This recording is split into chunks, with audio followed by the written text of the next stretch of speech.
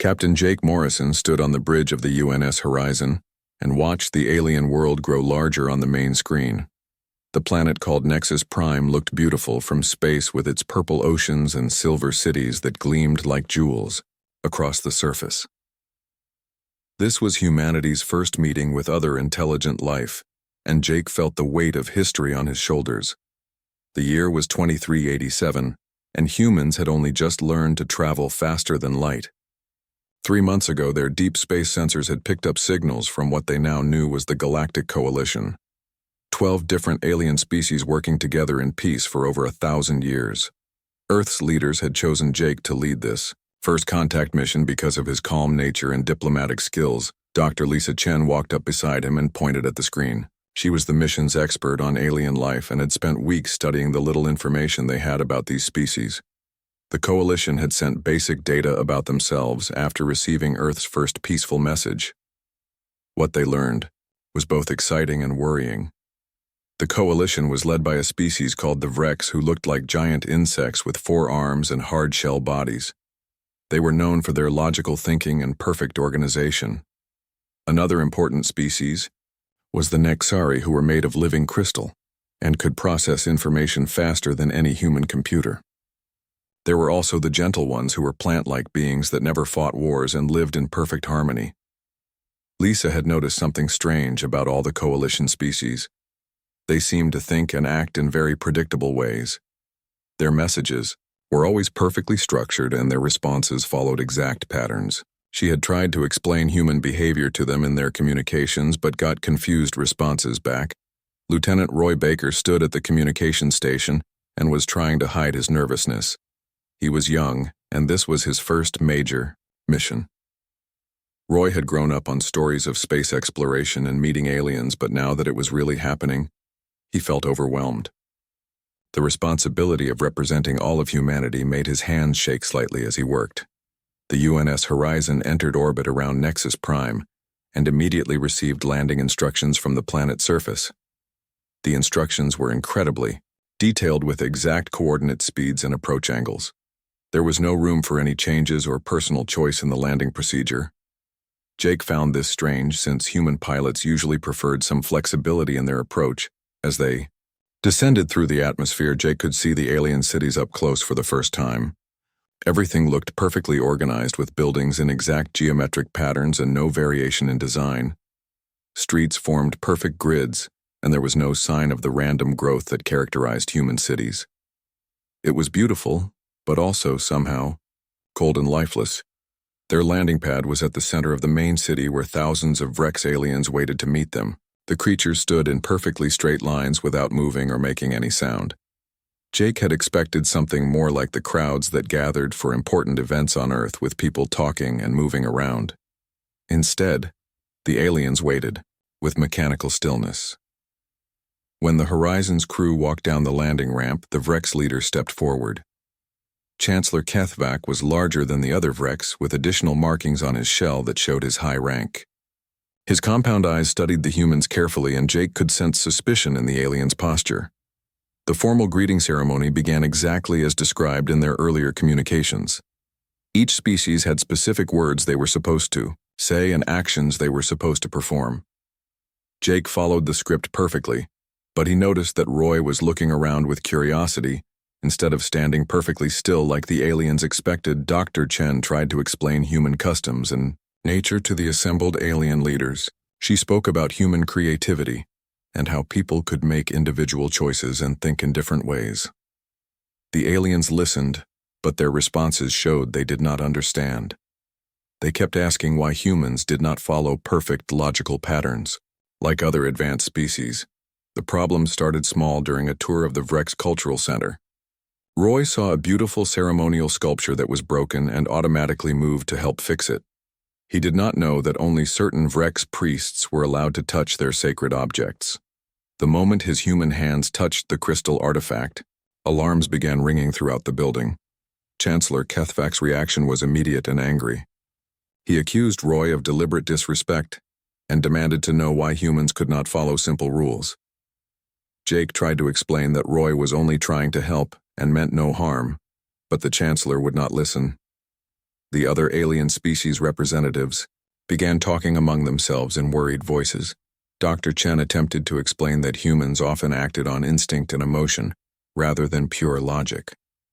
She said this was not a weakness but simply how humans were made. The aliens found this explanation deeply disturbing. They could not understand how any intelligent species could function without following logical rules at all times. The situation grew worse when more aliens arrived at the cultural center.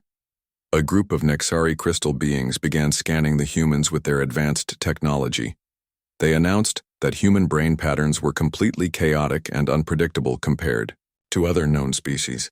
This information spread quickly through the alien crowd, causing visible fear and anxiety. Chancellor Kethvac called an emergency meeting of all coalition leaders. Jake, Lisa, and Roy were asked to wait in a secure room while the aliens discussed what to do about humanity. Through the walls they could hear heated arguments in various alien languages.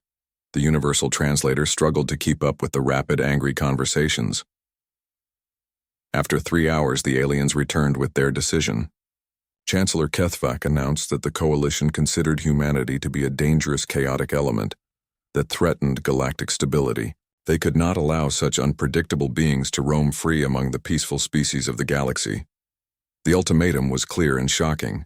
Humanity must agree to genetic modification that would remove their chaotic emotional responses and individual decision-making abilities.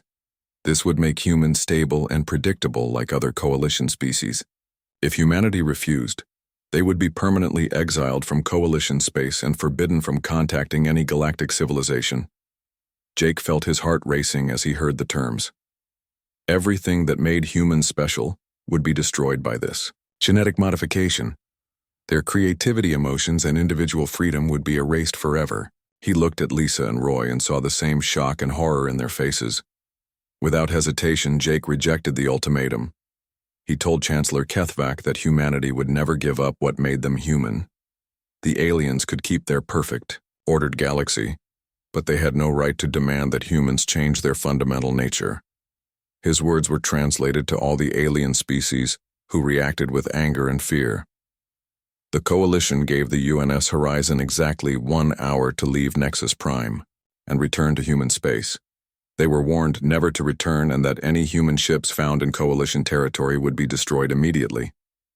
As the Horizon lifted off, Jake could see massive alien warships beginning to gather in orbit around the planet during the long journey back to Earth. Jake, Lisa, and Roy discussed what had happened. Lisa explained that the aliens seemed to have evolved beyond individual consciousness and creativity.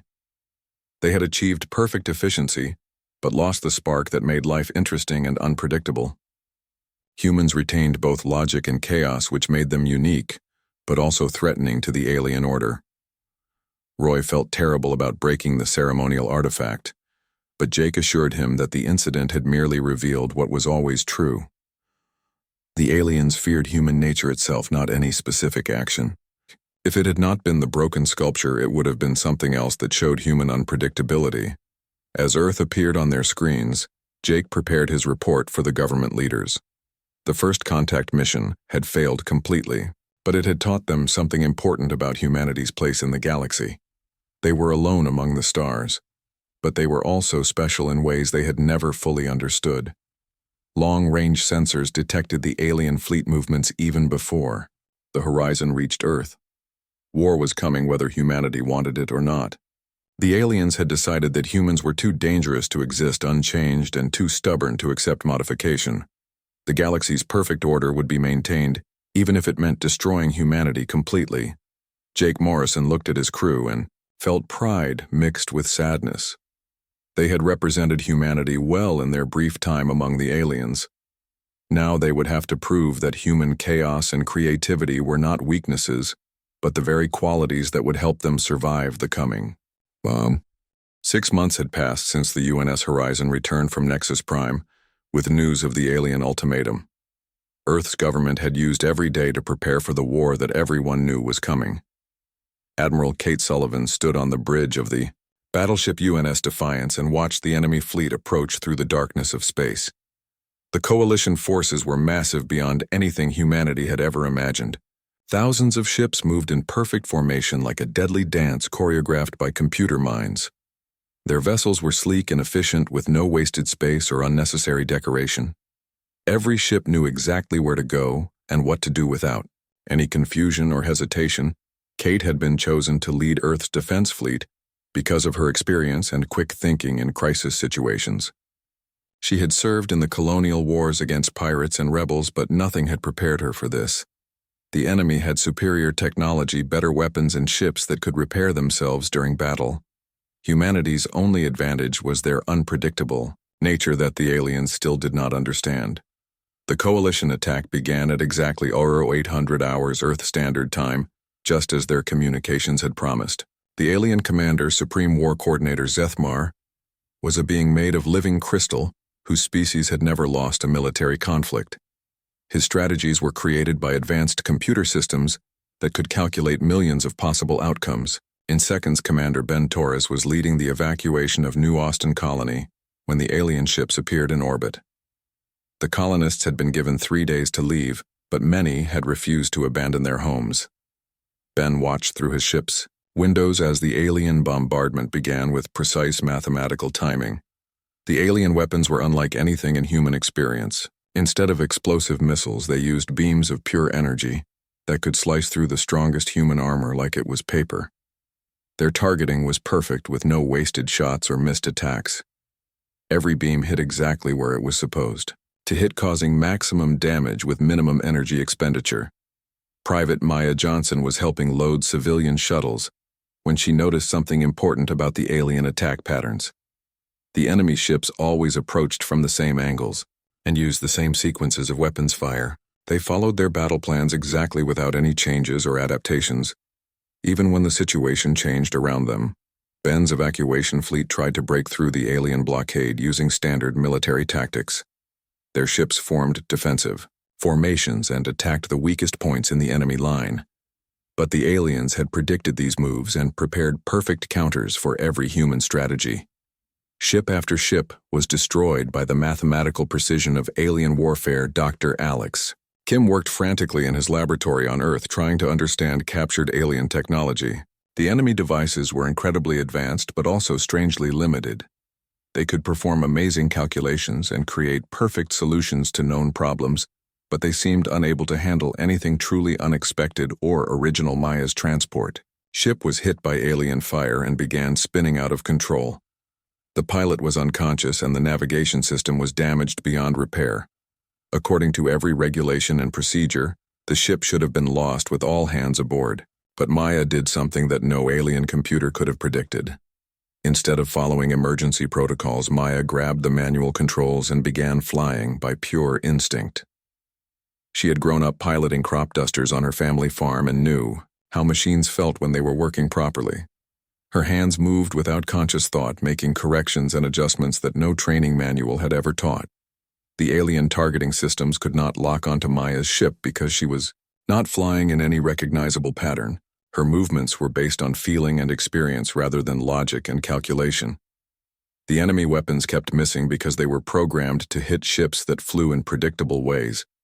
Maya managed to land her damaged transport safely at the evacuation point, saving all 47 civilians aboard. When Commander Torres asked her how she had done it, Maya could not give a clear explanation. She had simply felt what the ship needed and responded accordingly. This confused the military analyst who wanted to understand her technique so they could teach it to other pilots. The battle for New Austin lasted 3 days and ended with complete alien victory. The colony's defensive platforms were destroyed with mathematical precision, and the remaining civilian population was captured for study. The aliens announced that humans would be kept alive only long enough to understand what made them so unpredictable. Supreme War Coordinator Zethmar studied the battle reports with satisfaction. His computer models had predicted every human move and prepared perfect responses. The organic beings had fought bravely, but their primitive emotions and chaotic thinking made them easy to defeat. Soon all human colonies would fall with the same inevitable precision, but something in the battle data troubled Zethmar's analytical mind. There had been several moments when human forces did things that made no logical sense, yet somehow succeeded. A few human ships had escaped when mathematics said escape was impossible. Some human tactics had worked despite being clearly inferior to proper strategy. Admiral Sullivan received the reports from New Austin with growing dread.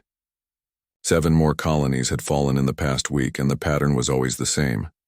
Human forces fought well but were overwhelmed by superior alien coordination and technology. The enemy seemed to know exactly what humans would do before they did it. Dr. Kim made his first breakthrough while examining a captured alien computer core.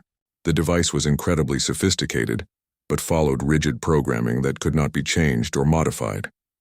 It could solve any problem that fit its parameters perfectly, but would shut down completely when faced with something outside its programming. The alien technology was like a master chess player that knew every possible move and countermove. It could defeat any opponent who played by the rules but would be helpless against someone who changed the rules in the middle of the game. Kim realized that humanity's chaotic nature might be the key to survival. Kate Sullivan called an emergency meeting of all human fleet commanders. The standard tactics were not working, and continuing to fight in predictable ways would only lead to complete defeat. She proposed something that went against every military tradition and regulation that humanity had ever developed. Instead of following proper battle formations and established strategies, Kate suggested that human forces should embrace chaos and unpredictability. Pilots should trust their instincts rather than their instruments. Commanders should make decisions based on feeling rather than calculation. Ships should attack in ways that made no logical sense. Many of the older commanders objected to Kate's proposal. Admiral James Clark argued that military discipline and proper tactics were what separated professional soldiers from wild barbarians. Abandoning proven strategies would only make the situation worse and get more people killed unnecessarily. But younger officers like Commander Torres supported Kate's ideas. They had seen how alien computer systems struggled to handle human unpredictability. Maya Johnson's impossible escape had shown that sometimes the best solution was the one that made no sense to logical analysis. The first test of Kate's new strategy came during the defense of the mining station at Proxima Base. Instead of forming standard defensive lines, the human ships scattered in apparently random directions. Some vessels attacked when they should have retreated, while others fled from battles they could have won. The alien computers tried to analyze human behavior patterns, but found nothing consistent to predict. Zethmar's perfect formations began to break down, as his ships could not coordinate against enemies that did not follow any recognizable tactics. For the first time in coalition military history, their battle plan failed completely. Commander Torres led a group of fighters in what appeared to be a suicidal attack against the alien flagship. His squadron flew in chaotic spirals that served no apparent tactical purpose. The alien defense systems could not calculate the best response because there was no logical reason for the human movements.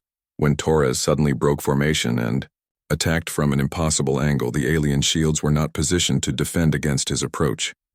His weapons found weak spots that should have been protected according to all military logic. The flagship suffered serious damage and was forced to retreat from the battle. Maya Johnson had been promoted to flight leader after her heroic rescue at New Austin. She taught other pilots to fly by feeling rather than following instrument readings. Her methods made no sense to military trainers, but pilots who learned from her became almost impossible for alien systems to target effectively. The victory at Proxima Base was small but important. For the first time, human forces had defeated a superior alien fleet through pure unpredictability. Kate Sullivan realized that humanity's greatest weakness, according to alien thinking, was actually their greatest strength in warfare. Dr. Kim continued studying alien technology and made another crucial discovery. The coalition species had evolved beyond individual consciousness in many cases. They thought and acted as collective minds, which made them incredibly efficient but also completely predictable. Humans retained both individual creativity and the ability to work together when necessary. The war had been raging for 8 months, and humanity was learning to fight in ways that confused and frustrated their alien enemies. General Sam Peterson sat in his command center on Mars, studying battle reports that showed both victories and defeats. The humans were winning more fights now, but the coalition still controlled most of space with their superior numbers. Sam had thrown out the old military handbooks and created new tactics based on chaos theory and random decision-making. His commanders were trained to trust their instincts and make choices that seemed wrong according to traditional strategy. The results were mixed but encouraging, because alien computer systems could not predict human actions anymore. Pilot Amy Richards led her fighter squadron through the asteroid field near Jupiter, where a coalition fleet was gathering for another attack on human colonies. Her pilots had learned to fly without following any patterns or formations. Each ship moved independently, making split-second decisions based on what felt right, rather than what made logical sense. The alien ships in the asteroid field were arranged in perfect geometric patterns that maximized their defensive capabilities, while minimizing fuel consumption. Their positions had been calculated by advanced computers to provide optimal coverage against any predictable attack. But Amy's squadron was not planning to attack in predictable ways. Instead of approaching from the expected angles, Amy's fighters scattered throughout the asteroid field, like leaves blown by an invisible wind. Some pilots hid behind rocks while others flew in spirals that served no apparent tactical purpose.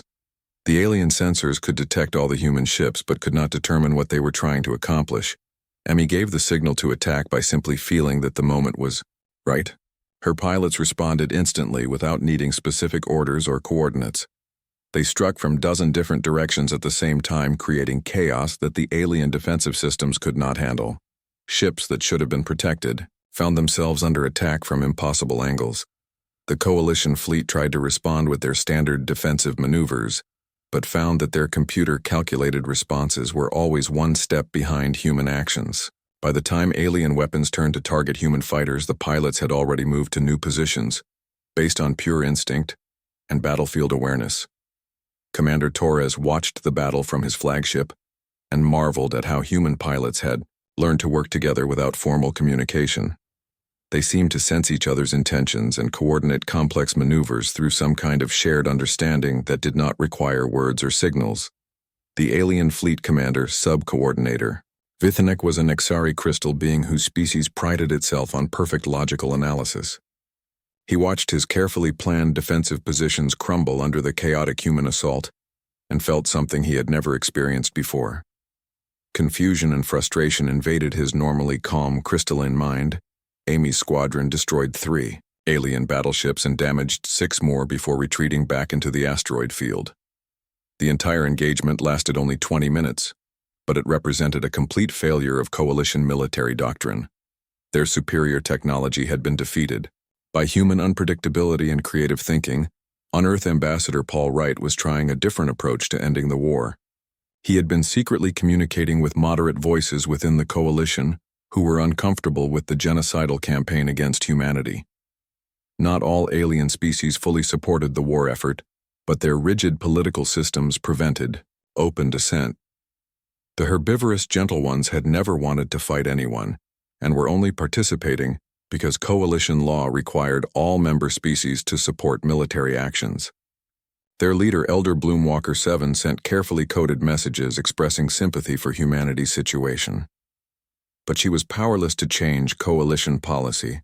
Paul discovered that several alien species were beginning to question their leaders' decisions about humanity.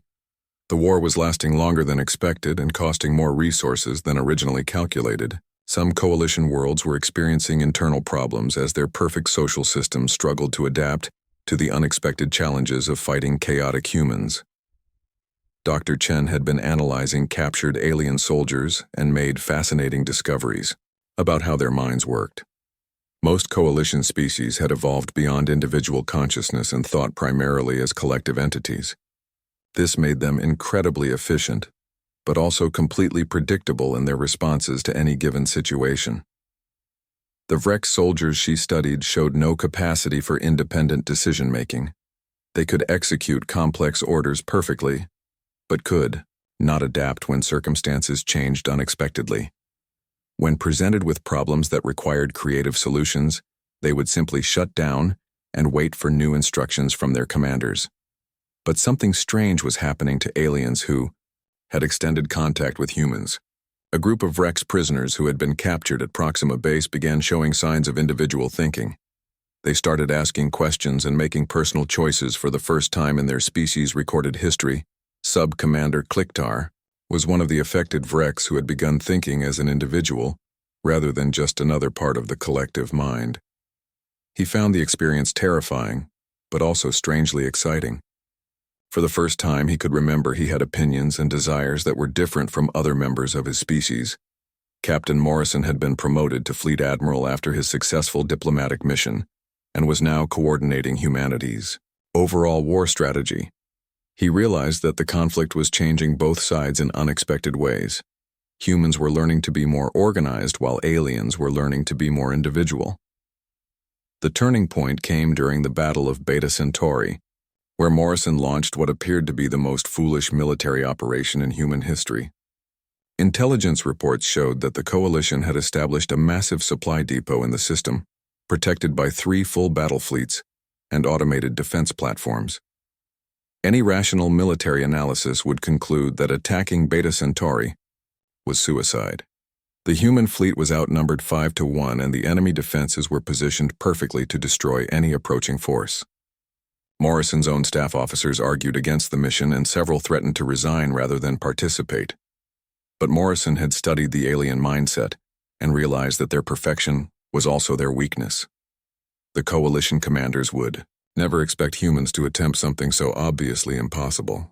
Their defensive preparations would be based on logical attack patterns that made strategic sense. Morrison divided his fleet into small groups that approached Beta Centauri from every possible direction, including some that violated basic principles of space navigation. His ships used chaotic flight paths that wasted fuel and made no tactical sense. The alien defenders saw the approach, but could not determine what the humans were trying to accomplish. Supreme War Coordinator Zethmar received reports of the human fleet movements and dismissed them as desperate confusion. The organic beings had clearly lost their ability to think rationally, and were making random movements that would only make their inevitable defeat more certain. He ordered his forces to maintain their positions and wait for the humans to destroy themselves. The attack began when Morrison's scattered ships suddenly coordinated in ways that defied all military logic. Vessels that had been flying in opposite directions somehow arrived at the same target simultaneously. Ships that appeared to be retreating suddenly attacked from behind enemy lines. The carefully planned Coalition defenses found themselves facing attacks from directions they had not considered. Engineer Tony Murphy had been working with captured alien technology to create hybrid systems that combined human creativity with Coalition efficiency. His innovations gave the attacking human fleet capabilities that neither side fully understood. Weapons that should not have worked together created devastating new effects. The Battle of Beta Centauri lasted 18 hours and ended with complete human victory. The Coalition supply depot was destroyed, and 2 of the 3 defending fleets were either captured or eliminated. Morrison's impossible strategy had succeeded because it was too chaotic for alien computers to predict or counter. Zethmar studied the battle reports with something approaching panic. His species had never experienced military defeat, and he could not understand how inferior human forces had achieved such a complete victory. The computer models still insisted that the human attack should have failed catastrophically. Elder Bloomwalker 7 sent secret congratulations to Ambassador Wright. After the victory at Beta Centauri, her people were beginning to wonder if the Coalition had made a terrible mistake in declaring war on humanity. The Gentle Ones were peaceful by nature and found the prolonged conflict disturbing to their philosophical beliefs. Sub-Commander Kliktar and his group of awakened Vrek soldiers were experiencing rapid mental development as exposure to human unpredictability continued to stimulate their individual consciousness. They began to question not just their military orders, but the entire basis of Coalition society. Dr. Chen realized that humanity was accidentally teaching alien species how to think as individuals rather than collective entities. The war was not just about military conquest, but about fundamentally different ways of. The war had entered its 2nd year, and both sides were discovering things about themselves that they never knew existed. Marine Sergeant Nina Rodriguez crouched behind a pile of rubble on the contested world of Haven Colony, watching alien patrol units move through the destroyed streets with mechanical precision. Nina's squad had been cut off from the main human force for 3 days when their communication equipment was destroyed by Coalition artillery. According to military doctrine, they should have waited for rescue or attempted to reach friendly lines through established routes. Instead, each Marine began making independent decisions that somehow worked together perfectly. Private Jake Murphy noticed that the alien patrols followed exact timing schedules that never varied by more than a few seconds. He began placing improvised explosives at locations where the enemy would be at specific times. His timing was based on intuition rather than careful calculation, but his devices detonated with devastating accuracy. Corporal Lisa Barnes discovered that she could predict alien movements by watching their body language and formation patterns. The Vrek soldiers moved in ways that revealed their intentions several minutes before they acted. Lisa began positioning her fellow Marines to intercept enemy units before the aliens realized they were being tracked. Nina watched her squad work together without verbal communication and realized something important about human nature. Unlike the alien collective minds that shared information instantly, humans had to learn to sense each other's intentions through experience and trust. But once they achieved this understanding, they became incredibly effective. The alien patrol. Commander Kliktar was experiencing his own revelation as his individual consciousness continued to develop. He had begun to notice details about the battlefield that his collective training had taught him to ignore. The human defenders were not following any recognizable tactical patterns, yet they were consistently successful. Kliktar's growing awareness put him in conflict with his fellow Vrek soldiers who still thought as part of the collective mind.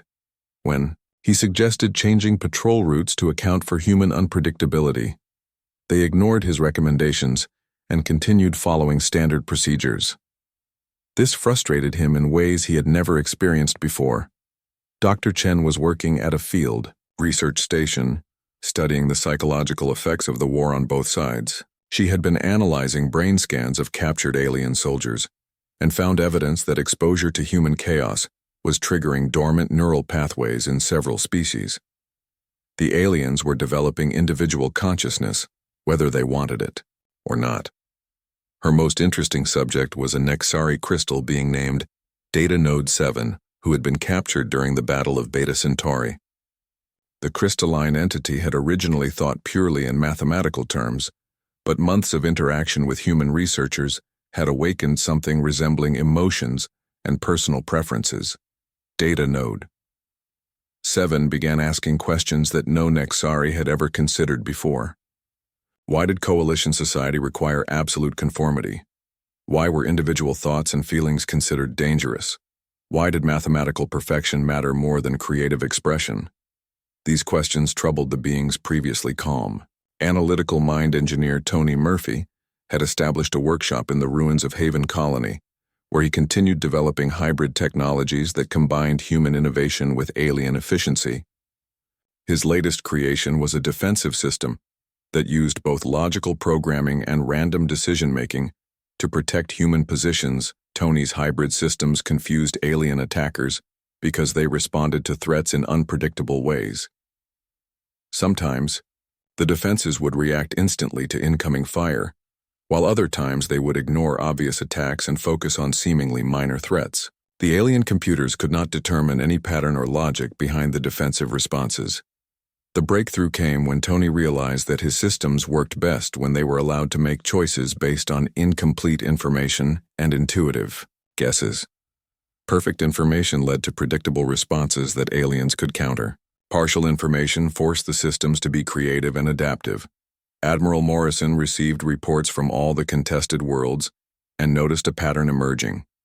Human forces were performing best when they had to improvise and adapt without central command. Small unit actions were consistently successful, while large coordinated operations still struggled against superior alien technology. The coalition military leadership was having their own problems as individual consciousness began spreading through their ranks like a mental infection. Zethmar found that his crystal matrix was developing what could only be described as personal opinions about the war. He began questioning orders from the core mind for the first time in his existence. Sub-Commander Kliktar made contact with other awakened Vreks and discovered that he was not alone in his individual development. Dozens of coalition soldiers across multiple species were experiencing similar mental changes. They began secretly communicating and sharing their new thoughts and feelings. the awakened aliens found that individual consciousness was both terrifying and wonderful. They could now experience personal preferences, desires, and even friendship with specific individuals, rather than just generic loyalty to their species. But this mental freedom came with the frightening responsibility of making personal choices. Nina's squad had become completely cut off from human command when coalition forces overran their sector. Instead of panicking or surrendering, the Marines began operating as an independent unit, making tactical decisions based on group consensus and individual expertise. Their effectiveness actually improved without formal leadership. Jake Murphy had become expert at predicting alien behavior through careful observation and intuitive understanding. He could tell when enemy patrols were about to change direction or when artillery strikes were incoming simply by feeling changes in the battlefield atmosphere. His squad mates learned to trust his instincts completely. Lisa Barnes discovered that she could communicate complex tactical information to other Marines through subtle gestures and expressions that aliens could not interpret. The humans developed their own silent language based on shared understanding and mutual trust rather than formal military signals. The siege of Haven Colony lasted 4 months and ended with an unexpected outcome. The human defenders had not only held their positions, but had gradually converted many of their alien attackers to individual consciousness. Coalition units began refusing orders and making personal choices about whether to continue fighting. Kliktar led a group of awakened Vrek soldiers in surrendering to human forces, not because they were defeated, but because they had chosen to stop participating in a war they no longer believed in. Their decision shocked both sides and marked the first time in coalition history that soldiers had acted against collective will. Dr. Chen interviewed the surrendering aliens and documented their mental transformation from collective entities to individual beings. She realized that the war was accomplishing something that no one had intended. Humanity was accidentally teaching other species how to think and feel as separate conscious entities. Data Node 7 experienced what could only be called an emotional breakdown when he fully understood the implications of individual consciousness. The mathematical perfection that had defined his existence now seemed cold and meaningless, compared to the chaotic beauty of personal choice and creative expression. Admiral Morrison began receiving reports of coalition forces refusing orders, experiencing internal conflicts and even changing sides in some cases. The rigid military structure that had made the aliens so effective was beginning to collapse as individual consciousness spread through their ranks. Tony Murphy's hybrid technology was being studied by both human and awakened alien scientists who found that the combination of logical programming with creative unpredictability produced results that neither approach could achieve alone. The technology became a symbol of cooperation between chaotic and ordered thinking. The war was transforming from a simple conflict between species into a philosophical struggle between different ways of existing. Humanity represented the messy, wonderful complexity of individual consciousness, while the coalition represented the cold efficiency of collective thinking. Nina Rodriguez and her Marines had become teachers, as well as soldiers, showing awakened aliens how to work together as individuals rather than as parts of a larger mind. The humans demonstrated that cooperation could exist without losing personal identity and creative independence. As the second year of fighting continued, both sides were changing in ways that made the original reasons for war seem less important than the larger questions about consciousness, creativity, and what it truly meant to be alive in a vast, complex universe. The final coalition fleet approached Earth with the determination of a species that had never accepted defeat in over 1,000 years of galactic dominance. Supreme War Coordinator Zethmar commanded the largest military force ever assembled by any civilization, but his crystalline mind was troubled by doubts that should not have existed in a perfect logical being. The individual consciousness spreading through coalition ranks had reached even the highest levels of command. Zethmar found himself experiencing personal emotions about the war, rather than simply calculating optimal strategies. He questioned whether destroying humanity was truly necessary, or just the reaction of a collective mind that feared change. Admiral Morrison stood on the bridge of the UNS Defiance and watched the enemy fleet approach through space. Earth's defenders were outnumbered 10-1, but humanity had learned to use their chaotic nature as both weapon and shield against alien perfection. Every human in the system was ready to prove that individual consciousness was worth defending. The Battle began differently than any previous engagement in the war. Instead of following predetermined attack patterns, the coalition fleet hesitated as individual commanders began making personal decisions about their participation. Some alien ships maintained formation, while others broke away or moved to new positions based on their commander's newly awakened personal judgment. Chancellor Kethvak commanded a Vrex battle group that had been ordered to attack Earth's orbital defense platforms.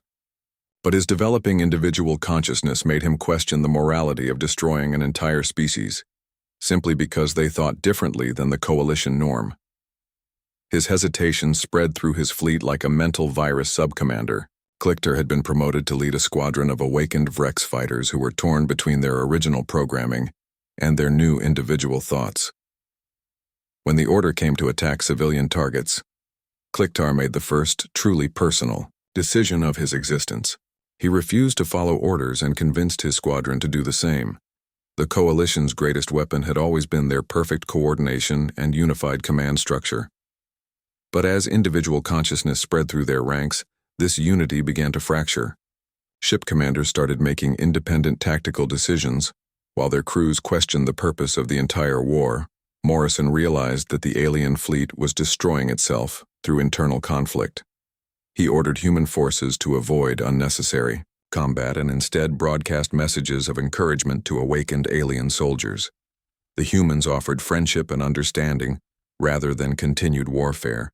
Dr. Chen had been analyzing the coalition's core mind computer system and discovered that it was having a breakdown trying to process the chaotic data from awakened alien minds. The artificial intelligence that controlled coalition strategy could not understand individual consciousness and was unable to adapt to commanders who made personal choices. The core mind attempted to regain control by sending override signals to all coalition ships, ordering them to resume standard attack formations. But awakened alien commanders found that they could choose whether to obey these signals or follow their own judgment. Many chose independence for the first time in their species' history. Data Node 7 had become fully awakened to individual consciousness and was broadcasting philosophical messages to other Nexari throughout the coalition fleet. He explained that mathematical perfection was meaningless without personal choice and creative expression. His words resonated with crystal beings who had never considered such concepts. Engineer Tony Murphy watched the alien fleet fragmenting and realized that humanity had won the war without firing the decisive shots. The coalition was defeating itself as the rigid order that had made them powerful became a weakness when faced with the chaos of individual consciousness. Nina Rodriguez led her Marines in rescue operations to help awakened alien soldiers who were struggling with their new individual awareness. The humans provided support and guidance to beings who were experiencing personal thoughts and emotions for the first time in their existence. The battle for Earth lasted 3 days, but most of the fighting was between different factions within the coalition fleet, rather than between humans and aliens. Awakened alien commanders protected their former enemies while collective-minded units tried to continue the original attack. Plan Zethmar experienced what humans would call an emotional crisis as his individual consciousness fully developed. He realized that the 1,000 years of coalition peace had been built on the suppression of creativity and personal freedom. The order and efficiency that his species prized came at the cost of everything that made existence meaningful. On the 3rd day, Zethmar made a decision that shocked both sides. He ordered all coalition forces under his command to cease hostilities and begin negotiations with humanity. His choice was based not on tactical considerations but on personal conviction that the war was morally wrong. Chancellor Kethvak supported Zethmar's decision and added his own forces to the ceasefire. Across the coalition fleet, individual commanders were choosing to end their participation in a war that no longer made sense to their awakened consciousness. The formal end of hostilities came when Elder Bloomwalker 7 arrived with a fleet of Gentle One's ships to mediate between the warring factions. Her species had always opposed the war and now provided a peaceful alternative to continued conflict. Dr. Chen found herself in the unusual position of serving as a diplomatic translator between species that thought in fundamentally different ways. She helped awakened aliens understand their new individual consciousness, while explaining human nature to collective-minded beings who still could not comprehend personal choice. Admiral Morrison met with coalition leaders in the first truly equal diplomatic conference between humans and aliens. The awakened alien commanders now understood that humanity's chaotic nature was not a threat to be eliminated, but a gift to be cherished and protected. The peace negotiations revealed that both sides had been transformed by the war. Humanity had learned to balance individual creativity with collective cooperation, while the coalition species were discovering the joy and responsibility of personal consciousness. Tony Murphy's hybrid technologies became the foundation for new cooperative projects between human and alien engineers. The combination of ordered efficiency with chaotic creativity produced innovations that neither species could have achieved alone. Sub-Commander Click-Tar established schools where awakened aliens could learn to think and act as individuals while maintaining the positive aspects of their collective heritage. These institutions became centers of learning that attracted beings from across the galaxy. The core mind computer system that had controlled coalition strategy was eventually reprogrammed, with human help to understand and appreciate the value of individual consciousness. The artificial intelligence learned that perfect order was less valuable than creative chaos. Data Node 7 became an ambassador between crystal-based and organic forms of consciousness, helping both sides understand that intelligence could take many different forms while still sharing common values of creativity, growth, and personal freedom. Nina Rodriguez was appointed to lead the first joint human-alien military unit, composed of awakened individuals from multiple species. Her Marines taught alien soldiers how to work together as independent beings, while learning from their former enemies' technological expertise. The war officially ended with the signing of the Consciousness Accords, which recognized the right of all intelligent beings to choose between collective and individual awareness. The galaxy would no longer enforce conformity, but would celebrate the diversity of thought that made existence rich and meaningful. Chancellor Kethavak underwent the profound experience of choosing his own name, rather than accepting the designation assigned by collective identity. He became the first Vrex leader to govern through personal charisma, rather than mathematical authority. Admiral Morrison was asked what had made victory possible, and he explained that humanity had not defeated the coalition through superior weapons or tactics. Instead, they had proven that individual consciousness was so valuable that even their enemies chose to embrace it rather than destroy it. The galaxy after the war became a place where order and chaos, creativity and efficiency, individual choice, and collective cooperation could coexist and strengthen each other. Humanity had taught the universe what it truly meant to be conscious, creative, and alive. Dr. Chen wrote the definitive study of the war's impact on galactic civilization and concluded that humanity's greatest contribution was not technological or military, but philosophical. They had shown that being human meant embracing both logic and intuition, reason and emotion, order and chaos. The peace that followed was not the sterile perfection that the coalition had maintained for 1,000 years, but a dynamic, creative harmony that allowed all forms of consciousness to flourish and grow. The war had proven that what made humans special was not their superiority, but their willingness to share the gift of individual awareness with anyone ready to receive it. In the end, the galaxy learned that being human was not about being perfect, but about being gloriously, chaotically, wonderfully alive in ways that mathematics could never fully capture or control.